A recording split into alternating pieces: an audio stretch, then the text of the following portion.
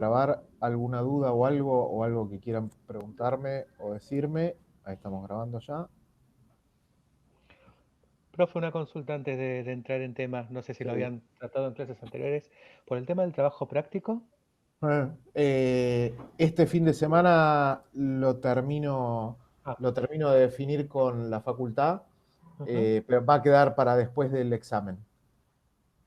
Creo que entre el segundo examen y, y los finales creo que queda una clase todavía, así que vamos a presentarlo ahí, pero ya estimo que este fin de semana ya les voy a subir les voy a pasar las consignas. Bien, de acuerdo. Bueno, sí, Telma, ahí te anoté, sí, perfecto. Bueno, ya voy a ver si me deja presentar ahora la pantalla. Así ya la dejo.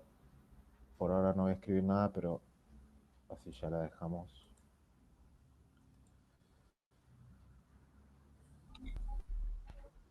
Profe, ¿el parcial?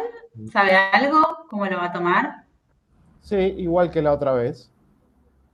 Ah, Eh,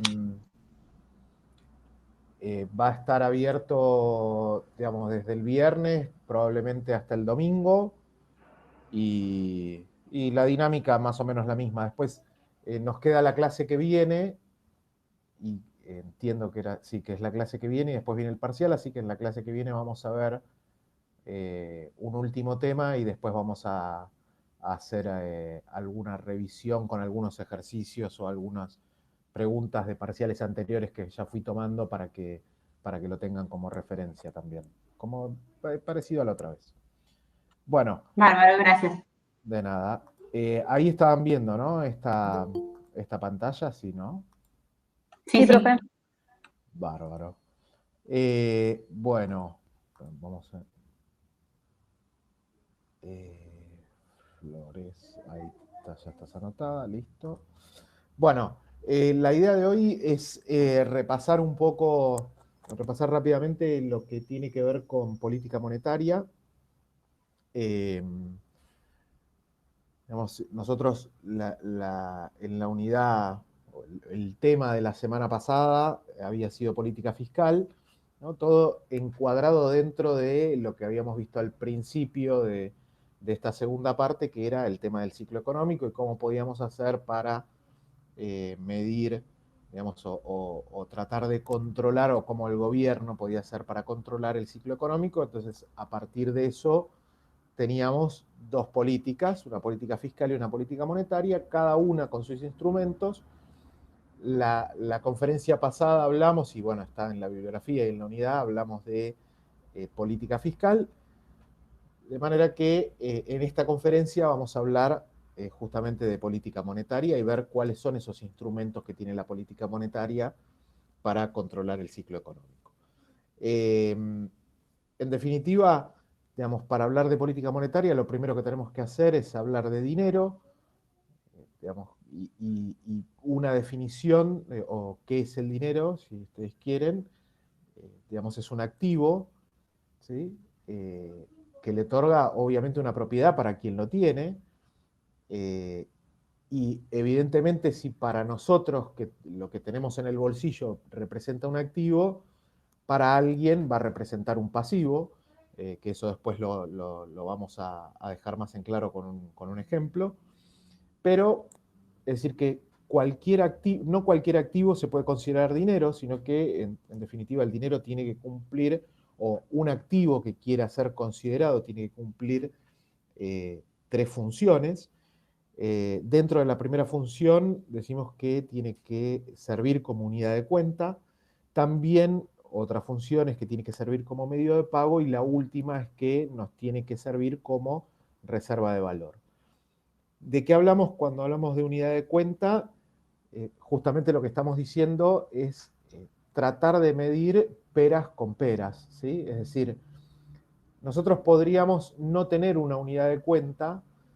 Entonces yo podría decir, bueno, un kilo de pan vale lo mismo que medio kilo de helado, y vale lo mismo que una Coca-Cola de litro y medio, y vale lo mismo que un montón de otros bienes o un montón de otros servicios. Entonces, acuérdense que cuando nosotros habíamos hablado del Producto Interno Bruto, decíamos, bueno, en lugar de medir bienes, de contabilizar todos los bienes y todos los servicios, lo que hacemos es transformar esos bienes y servicios en términos monetarios, justamente para poder hacer esa suma correctamente y no decir, bueno, la economía hizo 10 lavarropas, 5 automóviles, etc. Entonces, cuando nosotros vamos a comprar el pan o cuando nosotros vamos al supermercado o lo que sea, está todo expresado en términos de dinero y no está expresado en términos de otros bienes. Porque si estuviera expresado en términos de otros bienes, ahí es donde empieza, digamos, la dificultad para poder conseguir esos bienes, ¿no? Entonces, la idea de que sea unidad de cuenta nos sirve justamente para que todos los bienes y servicios que se transan en la economía están expresados en una misma unidad, entonces nosotros ya no tenemos que recurrir a la comparación con otros bienes, ¿sí? Para poder establecer, digamos, el precio de algún bien en particular. Respecto a medio de pago, obviamente es una de las funciones más importantes. ¿Por qué? Porque es aquella función o lo que nos dice es que aquel activo me tiene que servir para poder hacer transacciones, ¿no? Entonces, yo voy a la panadería y compro un kilo de pan y pago, no sé, 100 pesos, y después voy a la verdulería y compro algo y lo pago con dinero, y todo lo que estoy haciendo lo pago con dinero. Esto surge, o esta función surge, ¿por qué? Porque hace mucho tiempo atrás, cuando existía el trueque, digamos, el trueque era una situación bastante compleja para poder llevar a cabo una transacción comercial. ¿Por qué? Porque en definitiva, el bien que yo tenía y que quería intercambiar por otro bien, obviamente como estaba en mi poder, yo le asignaba un valor mayor que la persona que me lo quería adquirir, que él le asignaba un valor menor o en definitiva un valor distinto al bien que él quería comercializar, ¿no? Entonces, en definitiva, digamos, al existir un activo que sea considerado medio de pago, lo que estamos haciendo es, en definitiva, romper con esa situación de trueque en donde las transacciones eran sumamente complejas, ¿no? Porque, digo, si nosotros extrapolamos aquella situación o aquel momento histórico donde existía el trueque a hoy, digamos, si yo soy un médico cirujano que hago operaciones de corazón y quiero comprarme un televisor, digamos, yo voy con dinero y lo compro, y cuando hago mis operaciones de corazón cobro por esas operaciones, y justamente eso es lo que me permite comprar un televisor. Y en una situación de trueque sería yo, médico cirujano que hago operaciones de corazón, yendo a los distintos negocios de electrodomésticos preguntando a ver quién necesita una operación de corazón para que, porque justamente yo necesito un televisor, ¿no? Entonces, digo, esta situación con este ejemplo muy básico, digamos, nos sirve para entender que ese activo tiene que cumplir con esa función, porque si no, no lo podríamos considerar dinero. Y por último, reserva de valor. Acá el típico ejemplo que se pone con reserva de valor es el helado, ¿no? Entonces yo digo, si para mí el helado es un activo que cumple con todas las funciones o con las dos funciones anteriores, es decir, como unidad de cuenta y como medio de pago, es decir, un kilo de pan equivale a, no sé, medio kilo de helado, o un televisor corresponde a 30 kilos de helado, pero si todos los precios de la economía están en función de helado y todas las transacciones se hacen con helado, digamos, lo que estamos preguntando es si ese activo conserva su valor en el tiempo, y la verdad es que no, porque cuando yo saco el helado del freezer se me descongela y ya no me queda un helado, me queda otra cosa distinta, con lo cual el helado, aun si cumpliera con las otras dos condiciones, no podríamos decir que es dinero en sí mismo, porque hay una de las funciones que no las está cumpliendo, que es la de reserva de valor. Con lo cual, dicho esto, cualquier activo, ¿sí?, que cumpla con esas tres funciones y fundamentalmente que sea aceptado, ¿sí?, por toda la sociedad para poder realizar transacciones normales, en definitiva lo vamos a considerar dinero. Nosotros hoy tenemos el peso, en otros momentos tuvimos otras monedas distintas, y lo que nos pasa a nosotros en una economía básicamente bimonetaria, ¿sí?, es que nosotros hacemos nuestras transacciones corrientes con los pesos, ¿sí?, es decir, las compras del supermercado, todas las compras normales de la economía las hacemos con peso, pero justamente con el tema inflacionario, que después vamos a traerlo la semana que viene, con el tema inflacionario ahí nos surge un poco la duda de el tema de reserva de valor. En definitiva, ayer o antes de ayer salió el dato de inflación de mayo, que nos dio 1,5%, que en definitiva, más o menos como venimos, después lo podremos discutir, pero parecería ser un número bueno, pero si nosotros nos alejamos un poco y decimos, pero pará, si durante mayo estuvo prácticamente todo cerrado y no se vendió nada, ¿cómo puede ser que siga habiendo inflación? Bueno, ahí vienen después los problemas. Pero, digamos, cuando nosotros queremos ahorrar o queremos utilizar para transacciones de bienes más durables, como puede ser determinados automóviles o un departamento, una casa o algo, en definitiva en Argentina usamos los dólares, ¿sí? Con lo cual nosotros confiamos en nuestra moneda para hacer nuestras transacciones diarias, pero al momento de ahorrar o de hacer algún tipo de transacciones económicas, la hacemos con una moneda más dura, ¿sí?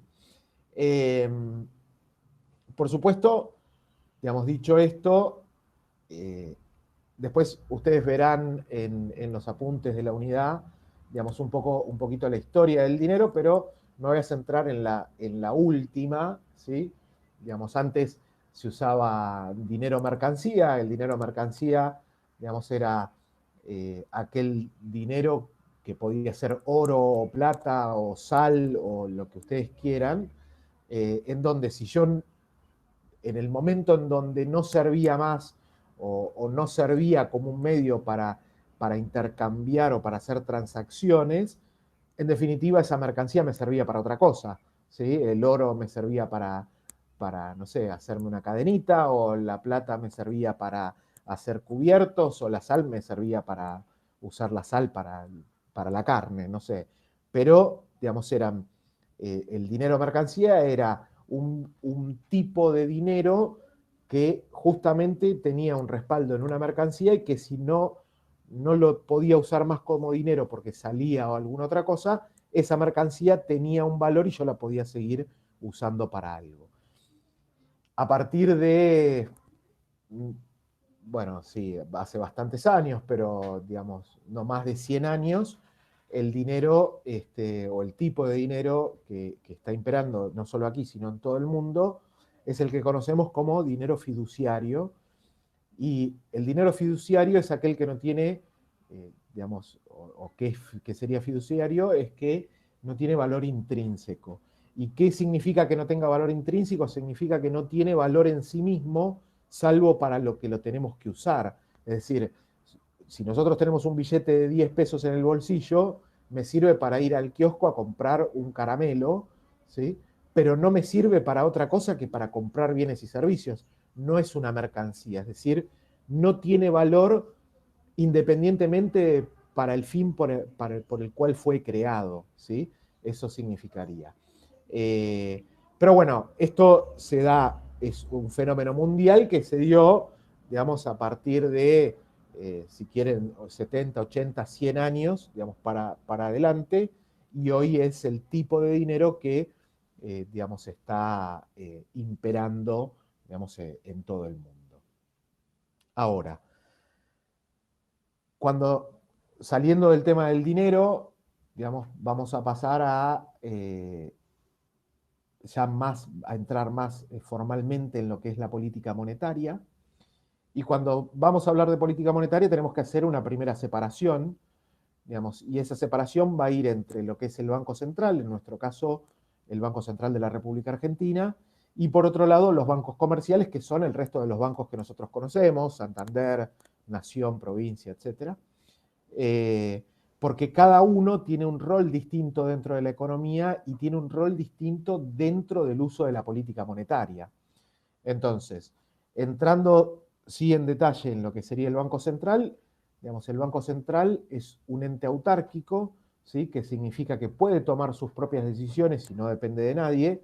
Y acá hago un paréntesis y digo, bueno, sería ilógico, no solo en Argentina, sino en el resto del mundo, pensar que las decisiones del Banco Central nunca están acompañadas por las decisiones que toma el gobierno. Digamos, sería muy inocente pensar eso, pero porque en todo el mundo se hace, digamos, de hecho, pero sí es un ente que podría tomar sus propias decisiones independientemente, digamos, a las decisiones que toma el Banco Central.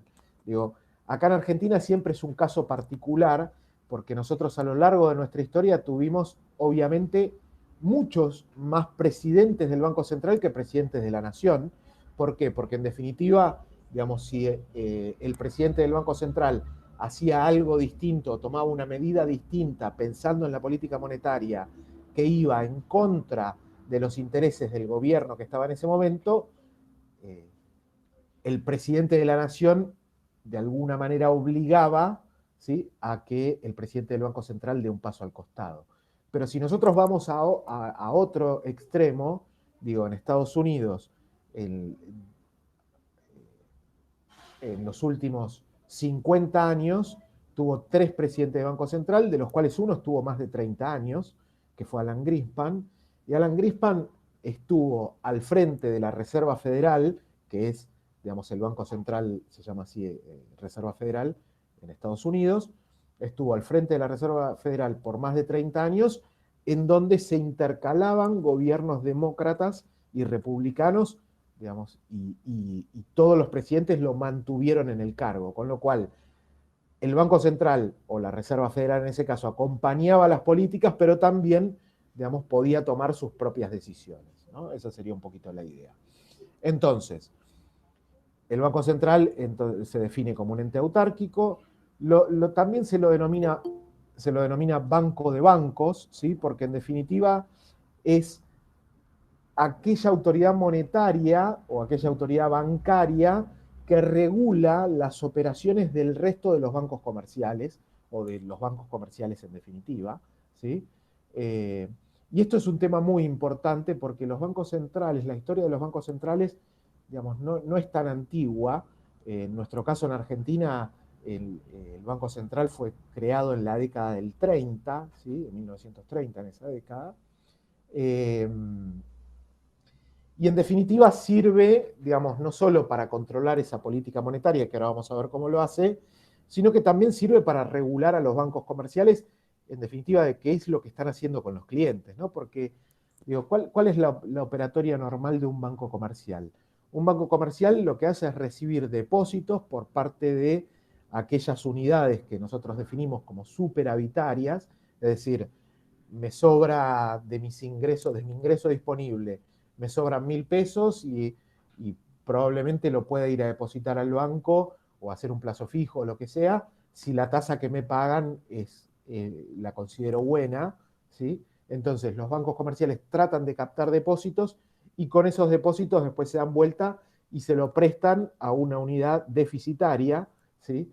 Y a partir de eso cobran una tasa de interés, ¿no? Entonces, en definitiva, ahora vamos a entrar bien en esa parte de los bancos comerciales, pero yendo a la parte del Banco Central, regula toda esa operatoria. Es decir, no solo regula a quién le estoy prestando, ¿sí?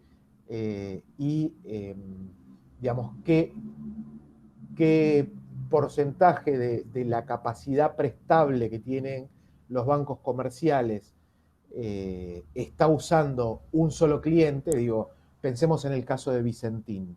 Vicentín hoy está, digamos, en boca de todos por el tema de la expropiación, bueno, todo ese tema, pero digo, al banco, entre el Banco Nación y el Banco Provincia, creo, debe más de mil millones de dólares, ¿sí?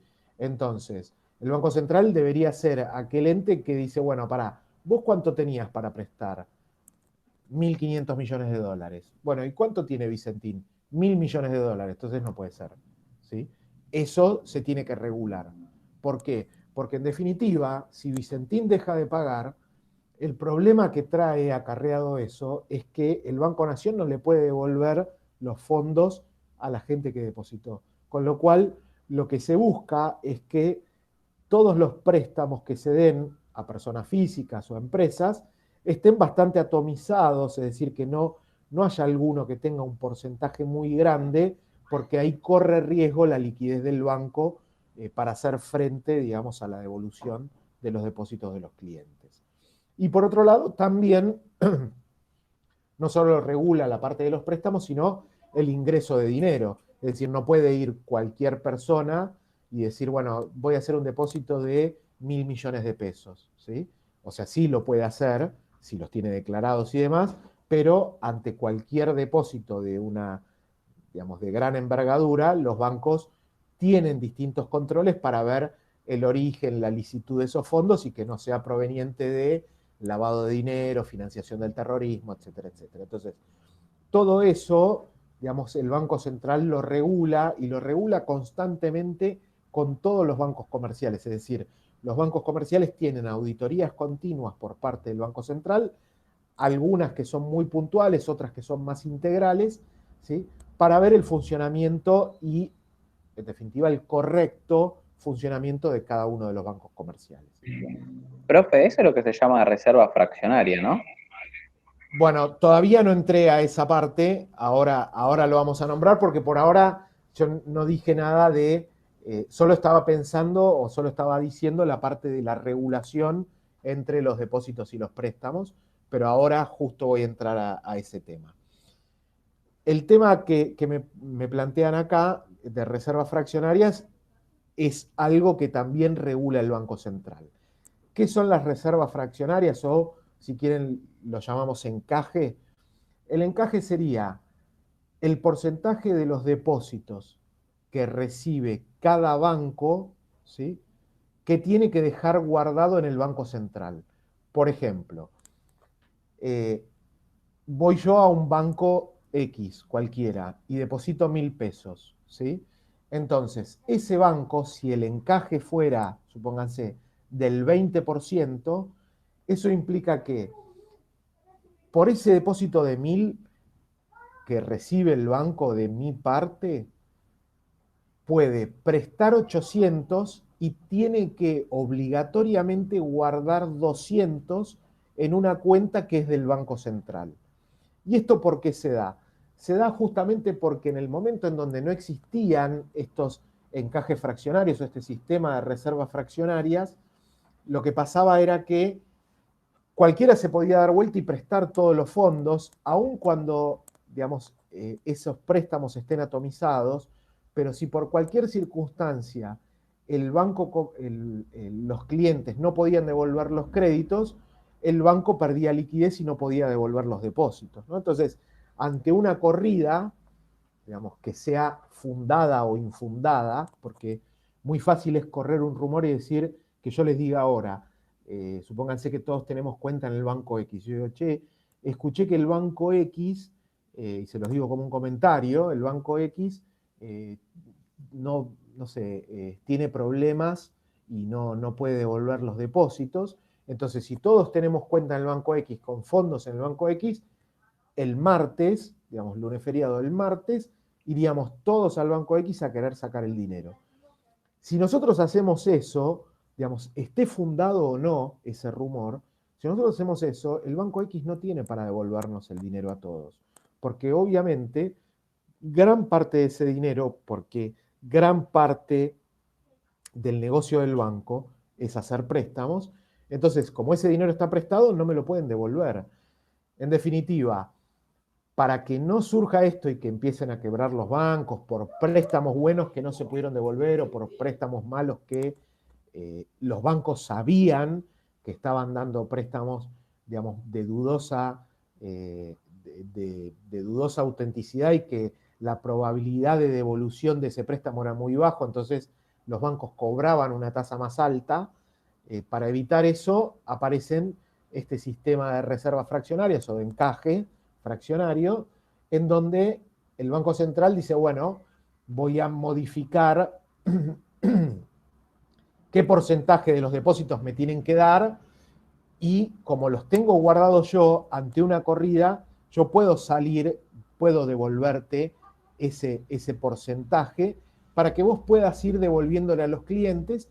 Y en definitiva, otra de las características, digamos, del Banco Central, ya la digo ahora también, es lo que se conoce como, como prestamista de última instancia. ¿Por qué? Porque si los bancos comerciales hicieron las cosas bien y todas sus auditorías fueron satisfactorias y le prestan dinero bien, reciben dinero bien y todo, digamos, el Banco Central ante una corrida fundada o infundada, aparte de darnos ese fondo que teníamos reservado como encaje para devolver a los clientes, puede salir, digamos, a rescatar a este banco que hizo las cosas bien para que no queden perjudicados los clientes, ¿sí?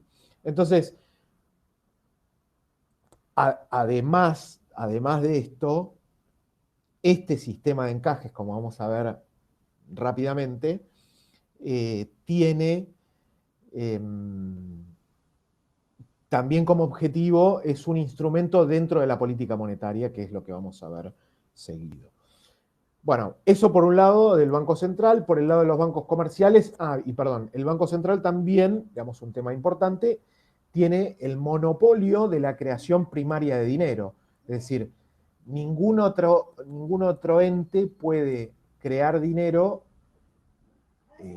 digamos, en su emisión primaria como sí lo hace el Banco Central. Ahora, pasando al lado de los bancos comerciales, digamos, el negocio del banco comercial, como decía antes, es recibir depósitos y darse vuelta y darle un préstamo a alguien. Y justamente, digo, nos pareciera, porque después aparecen un montón de productos o servicios, digamos, que ofrecen los bancos, que vienen a completar, digamos, una paleta de productos que sirven para posicionarse en el mercado. Es decir, venden tarjetas de crédito, venden seguros, venden débitos automáticos, bueno, etcétera, etcétera.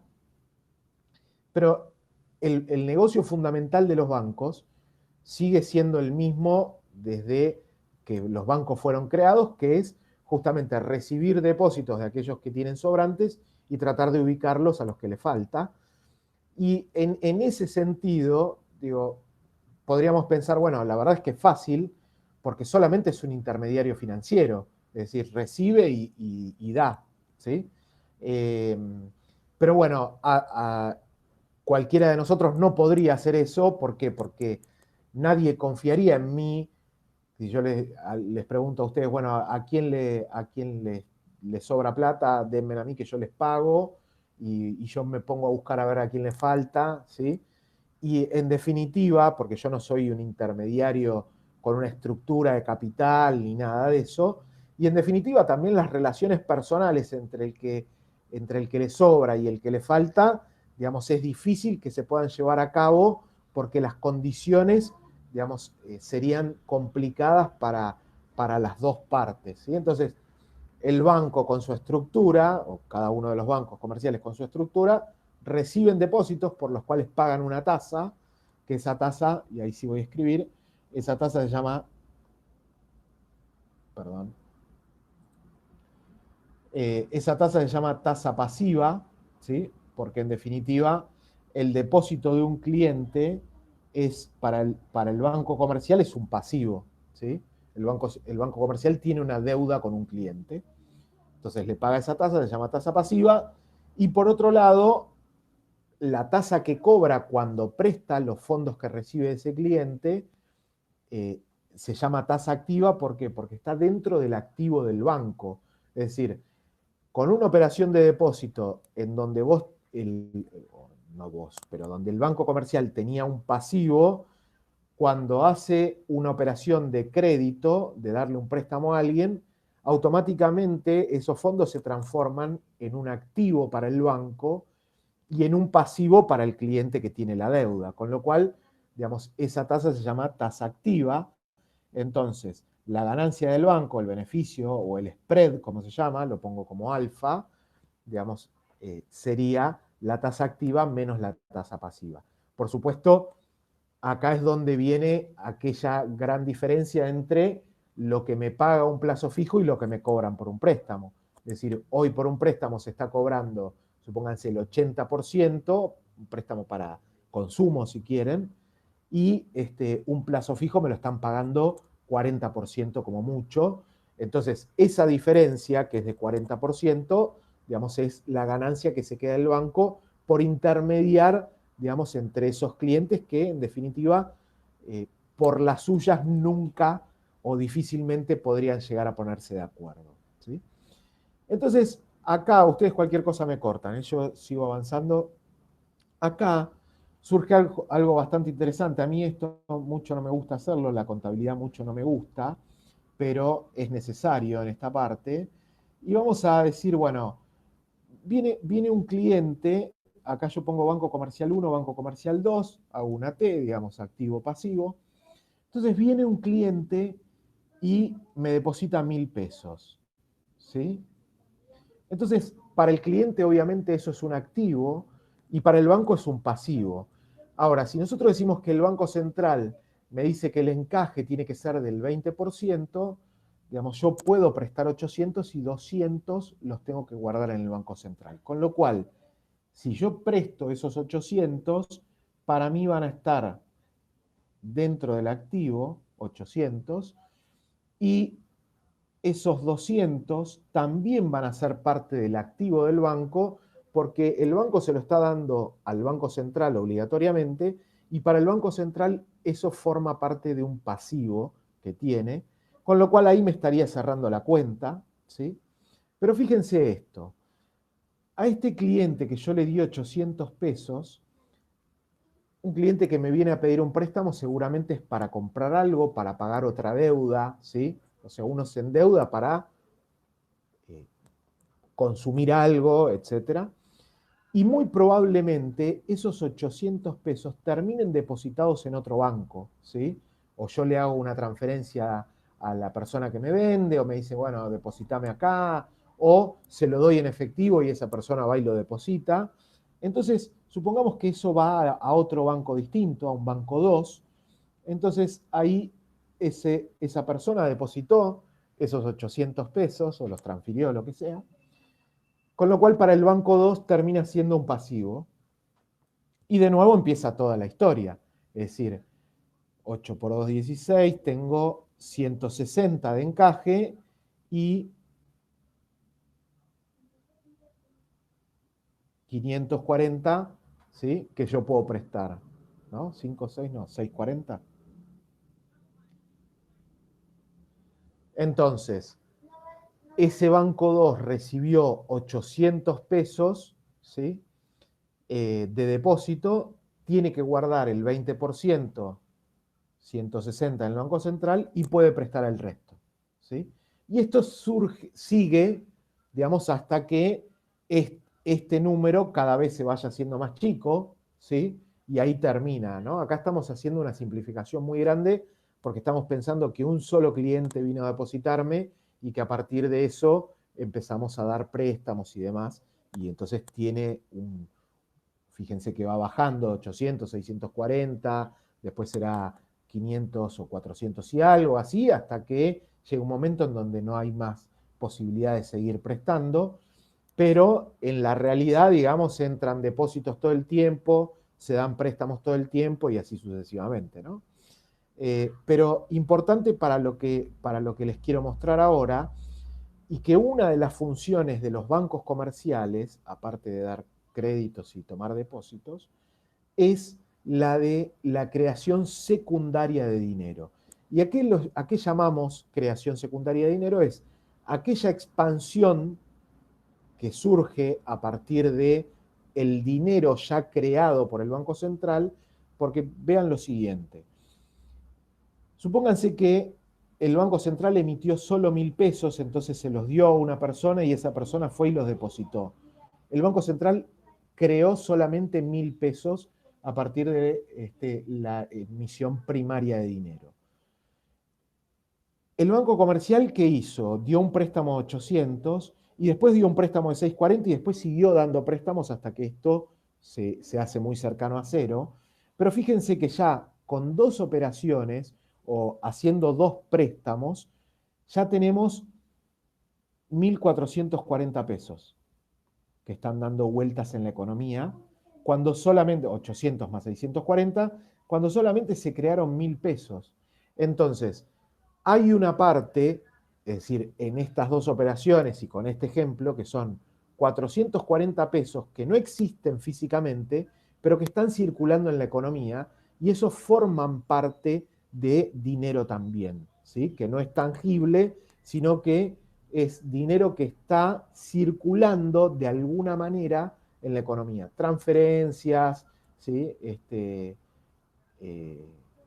Bueno, no sé si se me ocurre otra cosa porque el dinero físico no está, pero fundamentalmente en transferencias, ¿sí? Profe, Sí. una consulta. ¿Los intereses podría considerarse también como parte de la creación? Como parte, ¿De la creación? los intereses que van a pagar, no, Claro. no, porque vos estás dando un préstamo de 6,40 y acá yo lo pongo, suponete, sin ningún tipo de interés. Después cuando vos recibís el pago por el crédito, no es como un depósito, sino que estás cancelando tus cuotas, ¿sí? Y en definitiva no es un depósito genuino.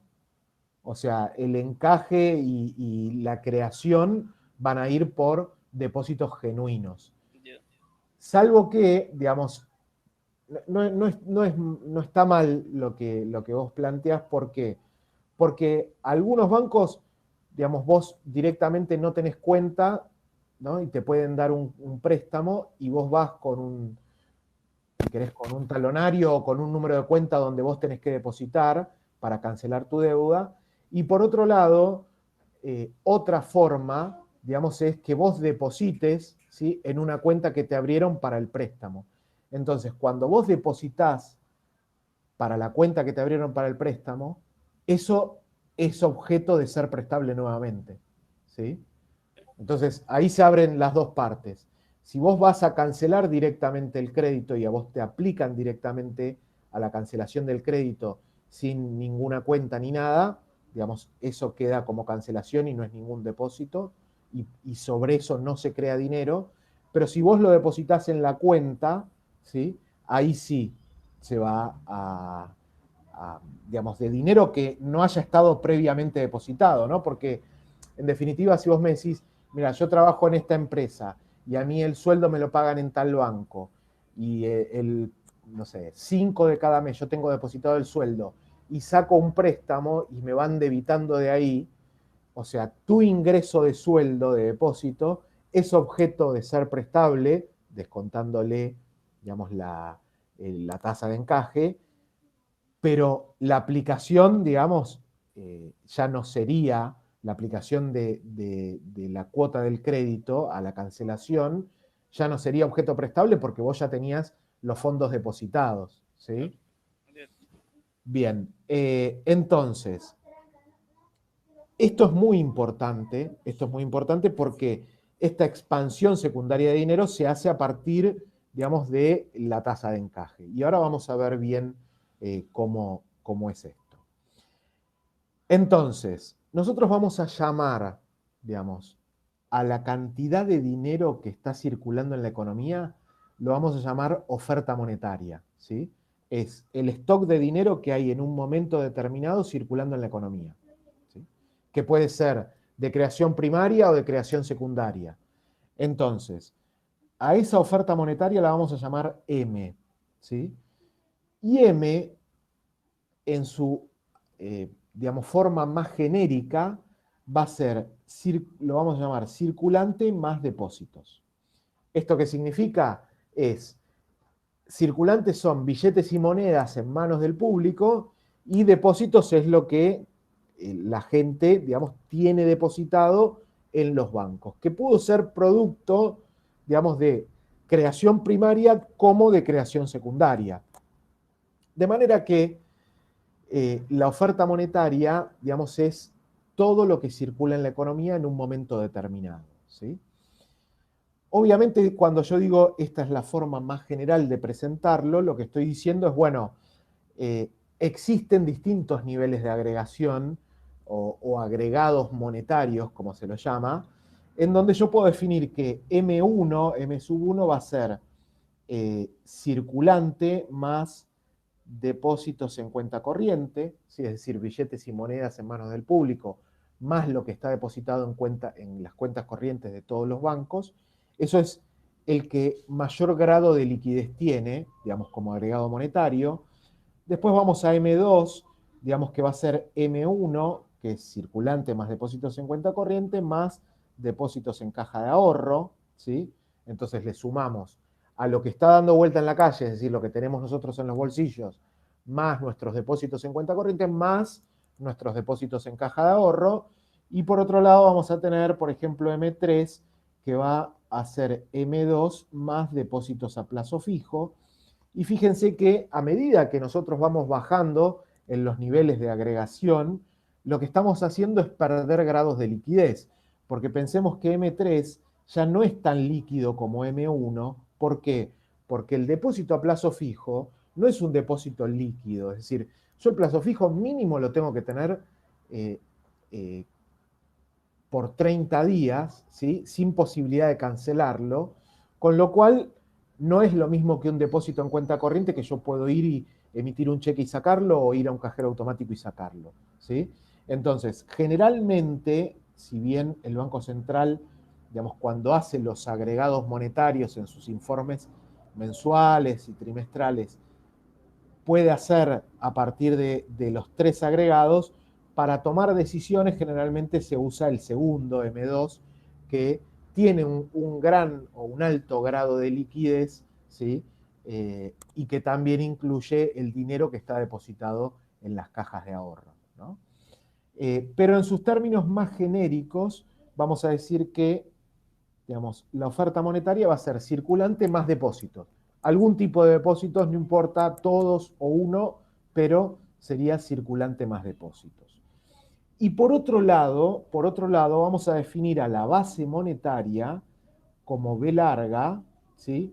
Y la base monetaria no es otra cosa que el pasivo que tiene el Banco Central, ¿sí? Que va a ser el circulante más los encajes que habíamos hablado antes. Es decir, el Banco Central, nosotros cuando tenemos dinero, el dinero que tenemos en nuestros bolsillos, para nosotros es un activo, entonces por eso decíamos que para todo activo tiene que existir un pasivo, y el pasivo es del Banco Central, ¿sí? El Banco Central, yo tengo 100 pesos, y significa que el Banco Central me debe 100 pesos, ¿sí? Yo tengo 100 pesos como activo, el Banco Central lo tiene como pasivo. Ahora, el encaje también termina siendo un pasivo, por lo que habíamos dicho antes, para el Banco Central, porque es un activo del banco comercial, ¿sí? Entonces es algo que el Banco Central le tiene que dar o le debe a los bancos comerciales, ¿sí? Entonces, acá, teniendo estas dos, ¿no? Que era la oferta monetaria y la base monetaria, lo que nosotros nos podemos preguntar es, en definitiva, lo que yo sé es que el Banco Central tiene control sobre la base, pero no tiene control sobre toda la oferta. ¿Por qué? Porque si bien tiene control sobre el circulante, que él sabe, el Banco Central sabe cuánto es lo que creó, en definitiva, en determinado momento se le puede ir un poco este tema de depósitos con la creación secundaria. O sea, los depósitos que son producto de una creación primaria, obviamente lo sabe, pero no sabe, digamos, o no termina de controlar del todo cuánto de esos depósitos son producto de esa creación secundaria de dinero que llevan adelante los bancos comerciales. Entonces, acá hay un ejercicio interesante que es ver, bueno, en definitiva, cuánto dinero crean los bancos comerciales, cuánta emisión secundaria crean los bancos comerciales. ¿Y cómo hacemos para ver eso? Lo que tenemos que ver en definitiva es cuánta diferencia existe entre la base monetaria, que es lo que el Banco Central sí controla, que es su pasivo, y eso compararlo con la oferta monetaria, ¿sí? Entonces, si hay diferencia entre la oferta y la base, decimos que hay creación secundaria de dinero, y si no hay diferencia, vamos a decir que no hay creación secundaria de dinero. Para hacer eso, lo hacemos muy fácil. Vamos a dividir, si yo quiero saber cuánto dinero secundario se creó en la economía, vamos a dividir la oferta monetaria sobre la base monetaria. Entonces, la oferta monetaria habíamos dicho que era circulante más depósitos sobre la base monetaria que era circulante más encajes, ¿sí?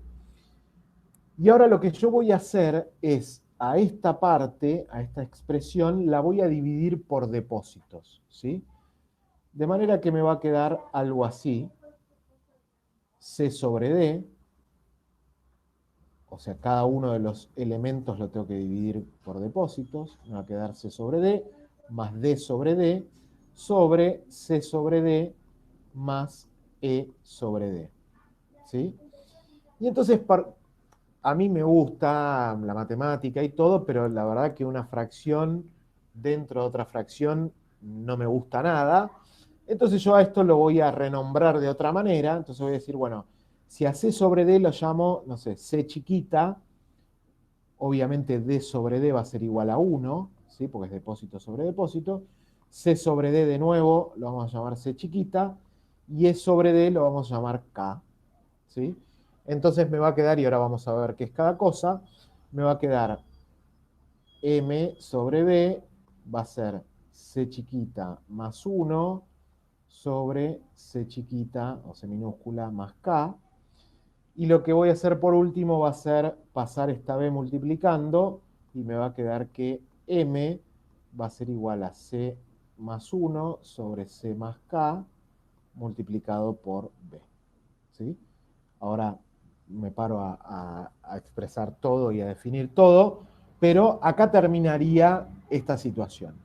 Entonces, vamos con esto. Depósito sobre depósito, digamos la cantidad de depósitos sobre la cantidad de depósitos obviamente me va a dar 1. Ahí no tengo mucha explicación. C sobre D es del circulante que existe, cuánto está en depósito, digamos, cuánto en depósito y cuánto dando vueltas en billetes y monedas. Lo vamos a llamar C chiquita, que es lo mismo que esta de abajo. Y E sobre D es el encaje sobre depósito, es decir, esto es lo que sí conocemos como esa tasa de encaje, la K, ¿sí? Que yo decía, bueno, puede ser el 20%, bueno, por cada depósito el encaje va a ser del 20%, con lo cual, digamos, K no va a ser otra cosa que la tasa de encaje, ¿sí? Entonces, llegamos a esta expresión, ¿sí? Cuando ya llegamos al final de todo, decíamos, bueno, la oferta monetaria, lo que está circulando hoy en la economía, la base monetaria, lo que controla el Banco Central, y que puede ser distinto o no, ¿sí? Porque si no hay creación secundaria de dinero, la oferta va a ser igual a la base, y ahora vamos a ver por qué.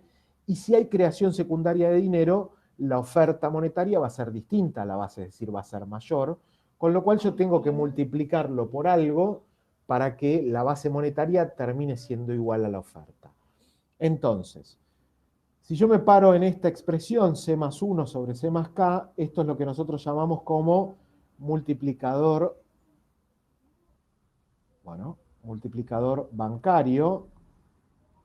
Y el multiplicador bancario lo que me va a mostrar es, en definitiva, por cuánto yo tengo que multiplicar a la base monetaria para tener el número de la oferta monetaria. Es decir, ¿hubo creación secundaria? Bueno, si hubo creación secundaria me va a decir cómo fue multiplicando esa creación para, a partir de la base monetaria, llegar a la oferta monetaria. Lo pongo con un ejemplo simple. Yo veo que, supónganse que en la economía hoy están dando vuelta 10 pesos, y si el Banco Central solo creó 5 pesos, en definitiva, digamos, el multiplicador va a ser por 2. Es decir, que de esos 5 pesos que se crearon, ¿sí? Tenemos que multiplicarlo por 2 para llegar a ver cuánto dinero hoy hay circulando en la economía.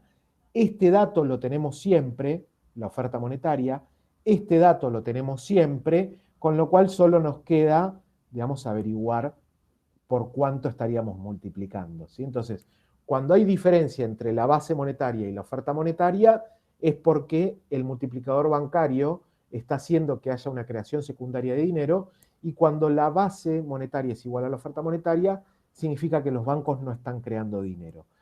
¿Cómo es esto? ¿Que los bancos comerciales no pueden crear dinero? Yo lo que les había comentado antes era que, no sé, en el ejemplo la tasa de encaje era del 20%. ¿Sí? Entonces, por cada 1000 que recibía, guardaba 200 y prestaba 800.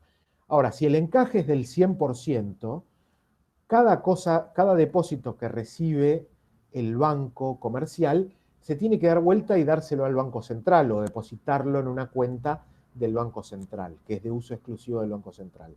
Con lo cual, ahí, por cada depósito que recibo, si yo se lo tengo que dar al Banco Central, no puedo dar préstamos, ¿sí? No puedo emitir dinero, no puedo hacer creación secundaria de dinero, ¿sí?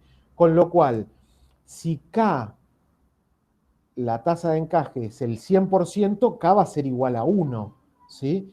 Y si K es igual a 1, fíjense que me va a quedar C más 1 sobre C más 1 multiplicado por B.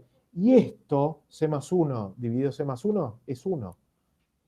Entonces, si yo multiplico la base monetaria por 1, va a ser igual a la oferta, con lo cual la oferta monetaria es igual a la base. Es decir, que cuando la tasa de encaje es del 100%, o en este caso K es igual a 1, implica que los bancos comerciales no pueden prestar fondos y tienen que depositarlo en el Banco Central. Y esto no es tan descabellado, porque durante los 2 de los 3 gobiernos de Perón, digamos en Argentina, la tasa de encaje era del 100%.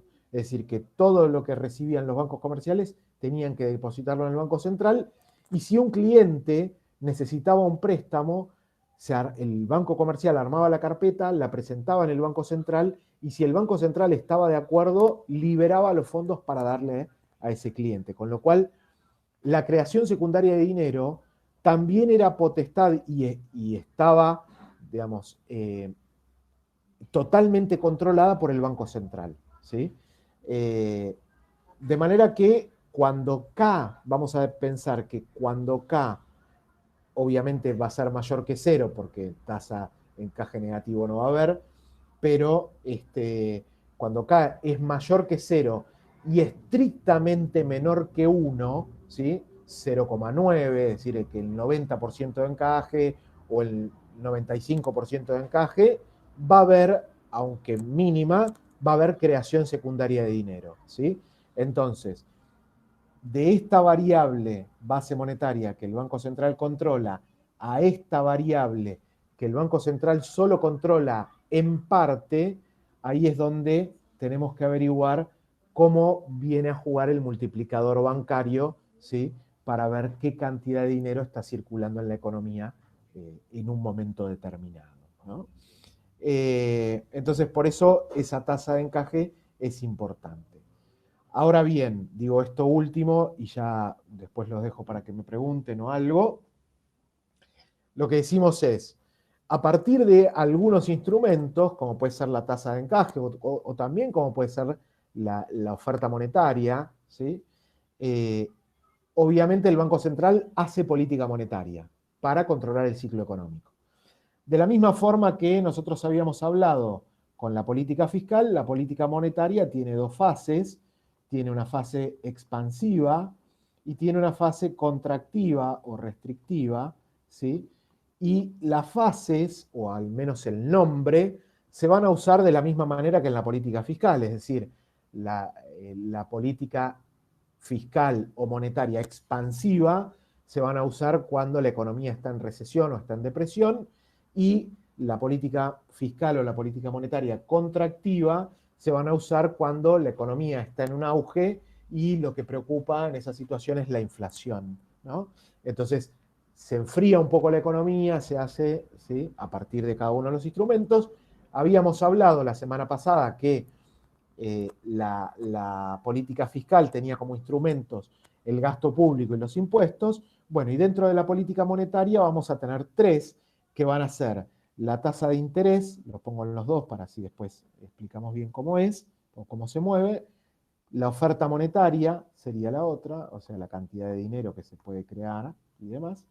Y por otro lado, la tasa de encaje, ¿sí? Limitando a los bancos a poder dar créditos o no. Entonces, dentro de una política monetaria expansiva, ¿sí? Acuérdense que cuando nosotros estamos en una fase, porque siempre es importante entender de dónde partimos para saber qué políticas tenemos que usar, porque si nosotros confundimos el tipo de políticas, puede ser totalmente desastroso el resultado, ¿no? Es decir, si nosotros estamos en una recesión o en una depresión y lo que hacemos es subir la tasa de interés, lo que vamos a hacer es que la gente gaste mucho menos todavía y que las empresas saquen menos créditos todavía para inversión, con lo cual eso estaría agravando la situación, ¿no? Entonces, nosotros cuando estamos en depresión, acuérdense, o en una recesión muy grande, lo que estamos viendo es que el desempleo es alto, el consumo es muy bajo, que la pobreza aumenta, ¿sí? Que las empresas no están produciendo, ¿sí? Entonces, lo que necesitamos es que de alguna manera se reactive la economía y supónganse lo siguiente, si yo tengo una tasa de interés alta, yo lo que voy a hacer es, si a mí me sobran 1.000 pesos, voy a decir, bueno, quizás me conviene guardar ese dinero a un plazo determinado porque me pagan una buena tasa y no gastarlo. Y en realidad, la política expansiva monetaria, ¿sí? O fiscal, si quieren, lo que trata de hacer es tratar de apuntalar o hacer que el consumo empiece a crecer, y para que el consumo empiece a crecer la gente tiene que gastar, ¿sí? Entonces, si la gente tiene que gastar, yo no le tengo que dar incentivos para que ahorre, con lo cual la tasa de interés tiene que ser baja en una política monetaria expansiva. No solo para nosotros como personas o familias, ¿sí? Que decimos, bueno, hago o no hago un plazo fijo y entonces voy a consumirlo, sino también para que las empresas puedan invertir, porque cuando baja, acuérdense que cuando baja la tasa de interés, la inversión tiende a subir, ¿sí? Pero, bueno, acá el efecto de la tasa de interés en una depresión lo estamos pensando más por el lado de que las personas consuman o que gasten, más que las empresas empiecen a invertir, porque en una situación de depresión difícilmente una empresa que está echando gente o que está produciendo mucho menos piense en ampliarse, ¿no? Son muy pocas las que tienen esas políticas así contracíclicas. Entonces, por otro lado, digamos, tiene que haber más dinero en circulación, con lo cual la oferta monetaria tiene que aumentar, y esto se hace a partir de lo que se conoce como operaciones de mercado abierto, la SOMA, ¿sí? Que es que el Banco Central inyecta o saca dinero de circulación de la economía, ¿no? A través de estas operaciones puede inyectar o retirar dinero del mercado. ¿Cómo se hace esto? Hace muy poco tiempo, seguramente ustedes lo habrán escuchado, se hablaba mucho de las LEBAC, ¿sí? Las LEBAC son las letras, lo que se llamaba LEBAC eran las letras del Banco Central, en donde el Banco Central lo que hacía era aumentar o disminuir la cantidad de dinero en circulación en la economía, o aumentar la cantidad de dinero que había en el mercado, o retirarlo, ¿sí? ¿Cómo eran las LEBACs? Las LEBACs eran como unos bonos, se llamaban letras del Banco Central, LEBAC. Son como unos bonos que cada uno, por su banco o por algún agente de bolsa o demás, podía suscribir, ¿sí? Entonces, si el Banco Central emite LEBACs, ¿sí? O emitía LEBACs en un momento y la gente lo compraba, obviamente nosotros lo pagábamos en dinero y ese dinero iba al Banco Central, con lo cual el Banco Central lo que hacía era retirar dinero del mercado, ¿sí? Me daba un papel que me decía que a 7, 14, 20 o 30 días me iban a devolver el dinero más un interés, y estaba retirando momentáneamente liquidez del mercado, ¿sí? Y por otro lado, eso era para reducir la oferta monetaria. Para aumentar la oferta monetaria, lo que hace es no renovar esas LEBACs que están venciendo. Entonces, porque las LEBACs generalmente se renovaban con otras LEBACs, ¿no? Es decir, yo ponía 1.000 pesos y a 14 días el Banco Central me iba a decir, bueno, te puedo devolver tanto o querés tomar otra LEVAC. Entonces la gente generalmente iba renovando, digamos, las LEVACs. Entonces acá la idea que para aumentar la oferta monetaria, el Banco Central diga, bueno, no voy a renovarlas o voy a renovar una menor cantidad, entonces te tomo de nuevo ese papel que te di y te devuelvo el dinero. Entonces ya estoy inyectando nuevamente dinero en la economía o en el mercado, ¿sí? Entonces, a través de una operación de mercado abierto, se puede aumentar la oferta monetaria comprando, ¿sí? O no renovando esas letras o esos bonos que el Banco Central puede dar para inyectar o retirar dinero del mercado, ¿sí?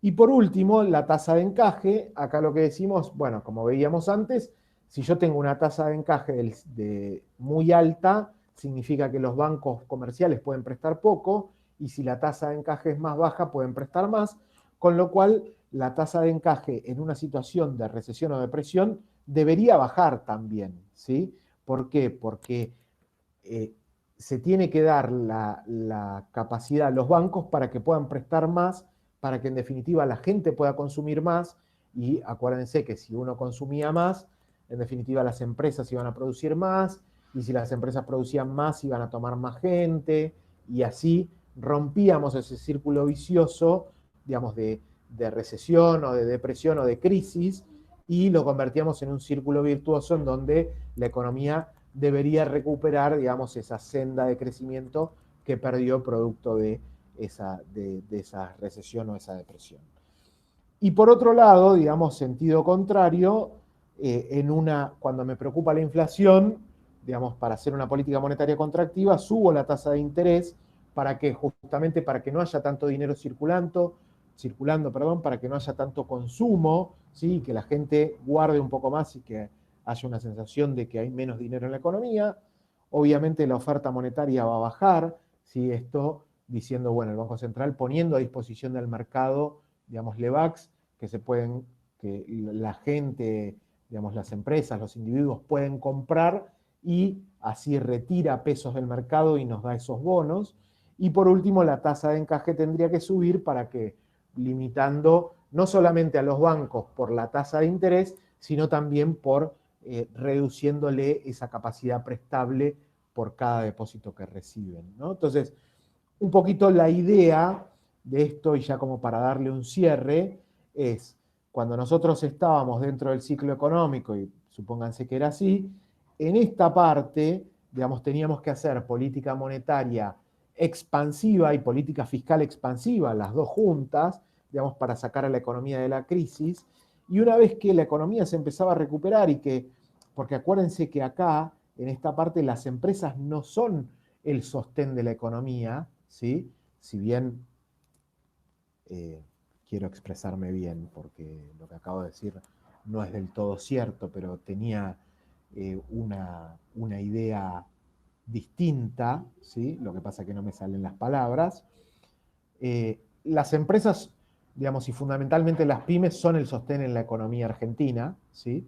Pero el sostén en la economía desde el punto de vista de la capacidad de generar empleo, ¿no?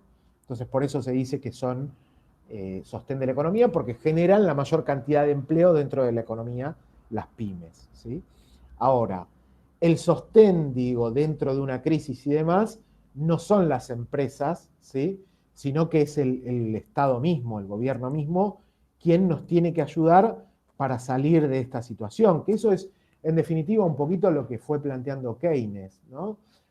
Yo no se los pasé, pero hay algo que a mí me gusta siempre mostrarlo, porque aunque parezca una pavada, generalmente termina siendo a veces algo bueno, que es una discusión que se da dentro de la economía, ¿sí?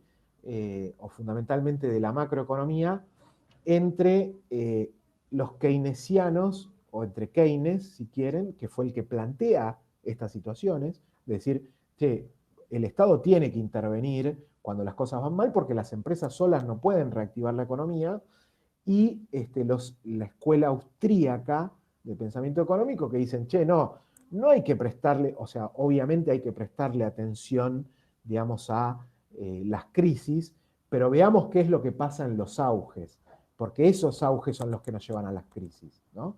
Entonces, en función de eso, unos economistas hicieron como una caracterización de unos raps, música rap, entre Keynes, digamos, y Hayek, que era uno de los máximos exponentes de la escuela austríaca de economía, que después se los voy a pasar, que está muy bueno para que lo vean y que puedan entender bien, digamos, aquellas políticas de ciclo económico, ¿no? Entonces, lo que decíamos, volviendo a esto y ya para cerrar, digo, en esta situación el Estado es donde tiene que intervenir fuertemente con política fiscal y monetaria expansiva, y una vez que se logra la recuperación y la economía empieza a crecer, ahí tienen que ir retirándose de a poco, entonces puede hacer, supongamos, una fiscal expansiva y una política monetaria contractiva, porque o las dos contractivas, o las dos expansivas, pero a un nivel mucho menor, ¿sí?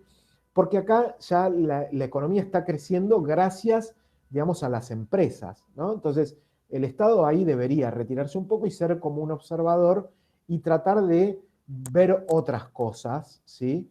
De, no sé, reglas de juego claras, de políticas antimonopolio, bueno, todo ese tipo de cosas, ¿sí? Que no sean perjudicar a la gran mayoría, pero no ya tener una participación tan activa dentro de la economía para controlar el ciclo económico. ¿Por qué? Porque si sigue teniendo esa participación, después ahí es donde, y lo vamos a ver bien en la clase que viene, donde la inflación empieza a ser un problema, ¿sí? Y eso fue justamente lo que nos pasó en Argentina. Es decir, a partir del 2001-2002 estábamos abajo, cuando asume Kirchner en el 2003, la política fiscal y la política monetaria eran tremendamente expansivas, que en un momento era muy lógico porque teníamos que sacar, digamos, o había que sacar al país de la depresión en la que se encontraba, de la crisis en la que estaba, pero una vez que salió y que la economía empieza a crecer, digamos, ya empezar a reducir esas políticas y hacer algo más contracíclico, ¿sí? Justamente para tratar de ahorrar para cuando venga otra crisis. Y acá lo que se hizo fue seguir, digamos, con un ritmo muy alto de política fiscal y de política monetaria expansiva, lo que hacía que la inflación empiece a ser un problema. Pero claro, en el 2006, 2007, 2008, nadie se preocupaba. ¿Por qué? Porque crecíamos a tasas chinas. O sea, crecíamos a un ritmo del 9%, ¿sí? Pero ese ritmo del 9% estaba dado en una gran medida por esas políticas fiscales y monetarias expansivas, y no por la propia producción o el propio crecimiento que se puede dar en una economía normal, digamos, a partir del crecimiento de las empresas. Entonces, claro, la inflación subía, pero hasta ese momento no era un problema, y hoy la inflación termina siendo un problema, digamos, ¿no? Nosotros estamos en recesión, sacando 2016, que la economía creció un poquito, desde el 2012, más o menos, hasta ahora, prácticamente vivimos en recesión. Entonces, gran parte de eso tiene que ver cómo es el uso de la política monetaria y de la política fiscal. No usamos, o usamos las políticas cuando las teníamos que usar, y después, como la economía salió rápido, empezamos a crecer rápido y crecíamos a tasas muy altas, acompañados obviamente por precios de commodities que no se habían dado nunca en la historia. Digamos, 2004, 2005, la tonelada de soja valía $600, hoy, digamos, vale 200 y pico de dólares, ¿sí? Con lo cual, digo, se dio una serie de factores que hubiesen sido mejor que nosotros hagamos una política contracíclica, es decir, hacer algo contractivo o no hacer nada, ¿sí? Justamente para tratar de juntar para cuando venga otra crisis, pero no, como todo estaba bien y como qué sé yo, bueno, la economía siguió, pero la inflación también, y eso terminó siendo un problema, ¿no? Entonces, sí. ¿Se puede decir que se gastaba más de lo que se recaudaba? Siempre, Argentina siempre, siempre. En los últimos, hace un tiempo, después lo voy a buscar a ver si lo encuentro, en en el programa Animales Sueltos, donde estaba Fantino, habrá sido el año pasado o el anterior, había ido José Luis Espert y había mostrado cómo era el resultado fiscal de la Argentina, ¿no? Esto de gastos menos, de impuestos menos gastos, ¿sí? Siempre es Ahí, difícil. y en los últimos 50 años, salvo 1 o 2 años en la década del 90, siempre fue déficit, siempre. Entonces, eso termina siendo un problema, ¿no? Y un dato que traigo, y ya con esto cierro, que me pareció muy importante, que lo dijo, hay un economista que es Pablo Gerchunov, que él lo que había dicho el año pasado, ¿no? Hay un video que está dando vueltas que también lo recomiendo a partir del minuto 40, que es donde empieza a hablar él, en donde le dan una distinción en el Senado por sus aportes y por su trabajo en la economía y en la historia de la economía argentina. Él dice, entre el año 1946 y el año 1974, la Argentina crecía a un ritmo de 1,8% anual del PBI, ¿no? Acuérdense cuando veíamos el ciclo económico, decíamos, bueno, si tomamos muchos años, se hace, ¿no? Pero veníamos creciendo a 1,8, ¿sí? Entre 1974 y 2001, no, entre 2011, ese crecimiento fue de 0,8 promedio del PBI. Y si tomamos de 1974 a 2018, creo que lo dijo, termina siendo 0,4. Con lo cual, digamos, acá no estoy diciendo que sea problema de uno o de otro, ¿sí? No quiero entrar en esa discusión, pero sí lo que estoy diciendo es, hay políticas que se tomaron que fueron totalmente contrarias al crecimiento económico, ¿sí? Y eso se va a dar por políticas exportadoras, que se dio mucho un sesgo antiexportador,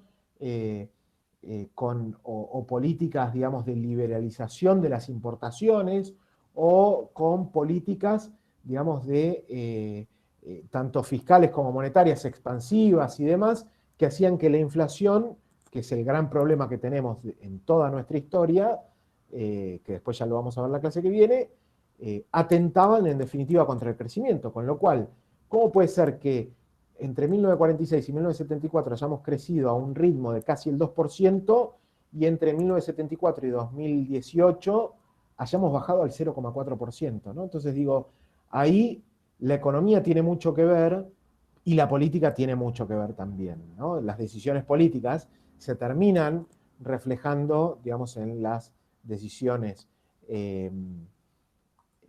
económicas, y eso, ahí estoy dejando de presentar, y eso es lo que en definitiva termina siendo, digamos, que nuestro crecimiento en los últimos 35, 40 años haya sido, el promedio de crecimiento haya sido tan bajo, ¿sí? Pero bueno, yo recomiendo eso, recomiendo ver ese video, si quieren, a partir del minuto 40, yo se los voy a pasar, y también les voy a pasar esto de las escuelas para que vean, digamos, qué piensa uno del ciclo económico y qué piensa el otro, qué piensa uno, porque, digo, esto está muy en boga ahora, ¿no? Digo, keynesianos, si vamos a definir así keynesianos, es Kicillof, digamos, es algo keynesiano, ¿sí? Y por otro lado tenemos el otro extremo que es Milei, que es más liberal o austríaco, ¿no? Entonces, cuando nosotros escuchamos a Milei hablar con todos sus pelos y sus gritos en la tele, digamos, decimos, pero pará, ¿tiene razón o no tiene razón? Y por otro lado, cuando escuchamos hablar a un keynesiano, decimos, ¿tiene razón o no tiene razón? Bueno, se parten de concepciones distintas de la economía, probablemente los dos tengan parte de razón y parte no, y digamos, es interesante ver esos contrastes, ¿no? Así que ahí me lo anoto para mandárselos, y sí el de Gerchunov a partir del minuto 40, porque antes hablan senadores y demás y es un embole, pero para que lo tengan también en cuenta por si lo quieren ver. Sí, el tema es cuánto realmente de eso que dicen es lo que aplican, ¿no? Bueno, sí, sí, sí, y después, bueno, eh, sí, sí, no puedo decir nada sobre eso, la verdad es que sí, digo, parado, Por ejemplo, tiene una teoría muy buena, pero en la práctica. sí, lo que pasa que, o sea, para mí la situación, pensá en esto, para mí o para cualquiera de nosotros que ahora sabemos esto, es muy fácil desde la parte técnica mirar desde afuera o desde arriba y decir, che, qué mal que estás haciendo esto, qué mal que hiciste esto Macri, qué mal que hiciste esto Cristina, qué mal que estás haciendo esto Fernández, o qué mal que hiciste esto Alfonsín o cualquiera, Claro, con ¿sí? el diario de mañana. El tema es claro, cuando los que toman las decisiones están ahí, digamos, las decisiones económicas muchas veces chocan con las decisiones políticas, ¿no? Y lo que yo hablaba, creo que lo había comentado acá en alguna de las conferencias, digo, qué sistema raro este democrático que tenemos nosotros, que cada 2 años tenemos que renovar autoridades. O sea, si no son presidenciales, que son cada 4, digamos, se van solapando diputados, senadores, ¿no? Entonces, nosotros el año pasado elegimos para presidente y el año que viene vamos a tener que renovar bancas del Congreso y después vamos a tener que renovar otra cosa y después presidente de nuevo. Entonces, todo el tiempo estamos votando algo. Si no es para presidentes, para diputados, para senadores, para legisladores, etcétera. Con lo cual, digamos, ahí es donde la política ya empieza a tomar más partido. ¿Por qué? Porque obviamente, si hoy tenemos que decir, che, tenemos que reducir el déficit fiscal, es decir, tenemos que bajar el gasto público, y venimos más o menos ahí bajando el gasto público y qué sé yo, cuando parte de la gente está mal, cuando vaya a votar, no va a votar al que está ahora, sino que va a votar a alguien que le está prometiendo otra cosa. Entonces el que está ahora dice, no, pará, voy a darles algo, voy a gastar más para que me voten a mí. Entonces ahí es donde se empieza a desarmar todo el juego económico a partir de distintas decisiones políticas. Igualmente, profe, me parece que con lo que vimos hoy se puede ver que además de las decisiones políticas y las escuelas que puede tener cada uno, claramente el sistema en sí es muy frágil. Porque, por ejemplo, lo que veíamos hoy de que a veces los bancos no pueden pagar todos los depósitos que tienen, que es lo que querían hacer en Francia los chalecos amarillos. Y casi en esa época los bancos franceses estaban en terror si hacían eso, se caía todo. O sea, el sistema es frágil y en algún momento siento que va a colapsar. ¿Sí? Bueno, acá es buena la observación, digamos, hay un economista que se llama Minsky, que habla justamente de esto, de la fragilidad del sistema capitalista, y no solo de la fragilidad sino dentro del seno del capitalismo, de la economía capitalista, está, digamos, en la semilla de su propia destrucción. Porque nosotros hoy estamos pensando esto y lo tomamos como normal, que obviamente si toda la gente que tiene depósitos en un banco va a retirarlos, es normal que el banco no lo tenga, y no por eso, digamos, estamos pensando en que el banco va a quebrar, pero a nadie se le ocurriría, salvo una situación como pasó, digamos, en el 2001-2002, donde la gente quería retirar sus dólares y no podía, pero bueno, era otra cosa distinta que ustedes ya la verán en historia. Digo, a ninguno de nosotros se nos ocurriría simultáneamente ir a retirar fondos o todos nuestros fondos del banco, ¿sí? Es decir, nosotros lo tenemos ahí y vamos usando, cuando nos depositan algo, usamos la tarjeta de débito y compramos, porque a veces con tarjeta de débito tenemos algún descuento, o porque es más fácil, o tenemos linkeada nuestra tarjeta de débito a Mercado Pago, entonces compramos con Mercado Pago, pero a ninguno se nos ocurría decir, bueno, me depositan 10.000, voy y retiro. No son todos, no todos actúan de la misma manera, con lo cual, digo, es raro pensar en una situación así. Pero justamente con lo que vos decís y con lo que también viene planteando este economista Minsky ya hace muchos años, dicen, che, cuidado, porque dentro de tu propio sistema está la destrucción de tu propio sistema. ¿Sí? Sí, Sí, totalmente. Y no solamente eso de retirar todo, sino que ya se ve que nosotros hicimos la cuenta hasta dos. Bueno, a mí me gusta mucho la economía y he hecho algunos cursos. eh, y cuando ves el panorama completo de cuando seguís dividiendo los bancos comerciales, de 1.000 pesos se puede crear muchísimo dinero. Voy a decir, A partir una locura. creo que la cuenta daba que por cada 10.000 pesos se podían crear algo así como entre 30 y 40.000 pesos adicionales con una tasa de encaje del 20%, ¿sí?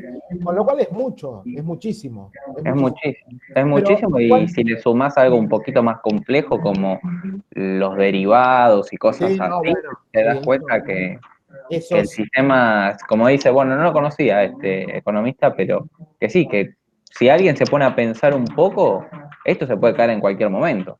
sí, sí. Pero hay otra cosa. Hay determinados bancos que hablábamos de la tasa de encaje, ¿sí?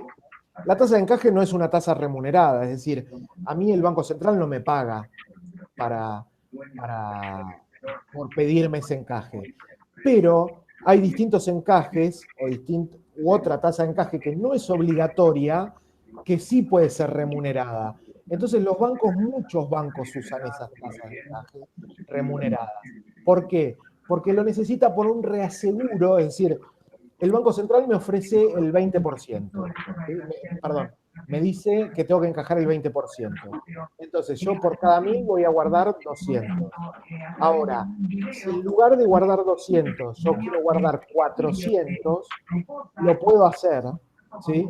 Y Sí, quizás esos 200 adicionales, el Banco Central me pague una tasa baja o no me pague nada. Y que los bancos muchos lo usan igual.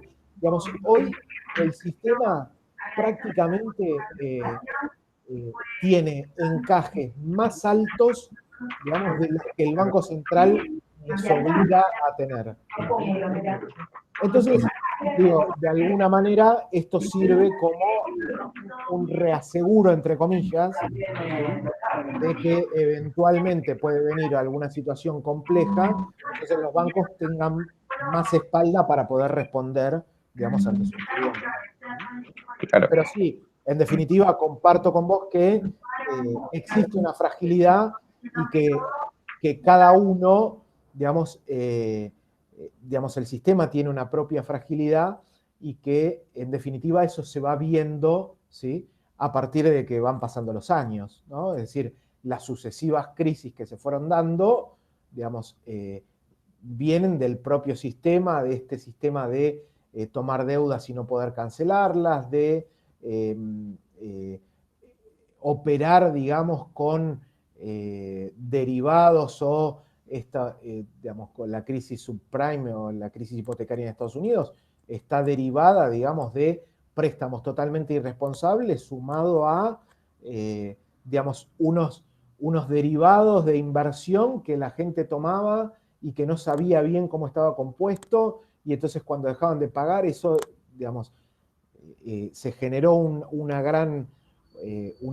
bola de nieve, digamos, que no solo afectó a Estados Unidos, sino que el 2009 terminó afectando a todo el mundo, incluso también a Argentina, pero Estados Unidos, los países de Europa, digamos, muy comprometidos con eso, con lo cual todo esto, digamos, surge a partir de dentro de lo que permite hacer el propio sistema capitalista y que los gobiernos empiezan a poner, digamos, si querés, regulaciones a partir de las crisis que ya se vivieron y son regulaciones que vienen de alguna forma reactivas, ¿sí? Porque vienen después de la crisis, no vienen antes, no me anticipan la crisis. Dicen qué es lo que tengo que hacer para después. Es decir, a partir del 2009, 2010, 2011, se empezó a aplicar, digamos, lo que se llama la regla de Volcker, Volcker Rule, ¿sí? En donde todos los países del mundo tienen que darle una información todo el tiempo a Estados Unidos, que yo lo tengo que hacer, digamos, en mi trabajo, que es qué inversiones hacen los residentes de Estados Unidos y cómo hacen sus inversiones, ¿no? Entonces, todo eso viene justamente para que el sistema no caiga de esa manera. Pero bueno, hace 10 años fue esta crisis hipotecaria y dentro de 10 años vendrá otra y 12 años después saldrá alguna regulación y así el sistema se va manteniendo hasta que, digamos, no se soporte más, ¿no? Esa es un poquito la idea. Pero bueno,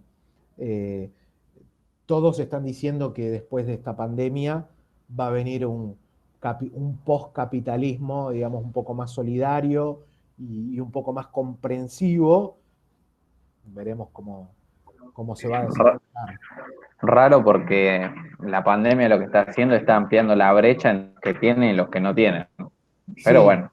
sí, pero bueno, algunos dicen que va a venir algo un poco mejor, pero bueno, sí, es verdad que todavía en las políticas que se están tomando eso no se está viendo, pero bueno, veremos qué pasa con el tiempo.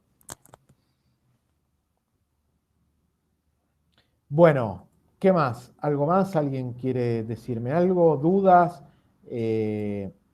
¿Alguien que no me haya pasado el presente por ahí y me lo quiera pasar? Sí, yo, Pablo Álvarez. Álvarez, perfecto. Gracias. Polich está, nombro, creo que eran 2 o 3 los que me faltaban. Polich, Marín y creo que nadie más. No. Después subo este video, después les paso los links para los otros videos que les dije y bueno, obviamente cualquier duda seguimos en el foro o en el grupo sin ningún problema. A ver, Gutiérrez, me preguntaste, Franco, sí, te anoté. Bueno, ¿algo más? ¿Alguna duda? Si no tenemos dudas, entonces, si quieren, cerramos y nos vemos la semana que viene. Vale, bien. Profe, Bien. una consulta antes de Sí, todo. obvio. La ecuación esta que dio usted, la de política monetaria, Sí, ¿esa la va a incluir dentro del parcial? esa la voy a... ¿A incluir dentro del parcial? Sí, claro. Igualmente después voy a subir un video con un ejemplo numérico para que les quede claro y les paso el link, pero bastante fácil. Okay. Y Lucía, sí, el parcial, digamos, obviamente en la dinámica parecido al primero, digamos, lo voy a subir, se va a subir el viernes, quedará hasta el domingo, y después la semana que viene, lo que había dicho es que la semana que viene, en la primera parte vamos a ver rápidamente lo de inflación y después vamos a hacer unos ejercicios que yo les voy a pasar previamente de exámenes que tomé en años anteriores, como para que tengan en cuenta. Bueno, muy bien. ¿Algo más? Bueno, entonces cerramos. Buen fin de semana largo, descansen y Gracias, después profe. les paso los videos para que... Igualmente, buen fin de. Buenas Bueno. noches. Gracias. Chao, chao, buen fin de. Buen fin de para todos.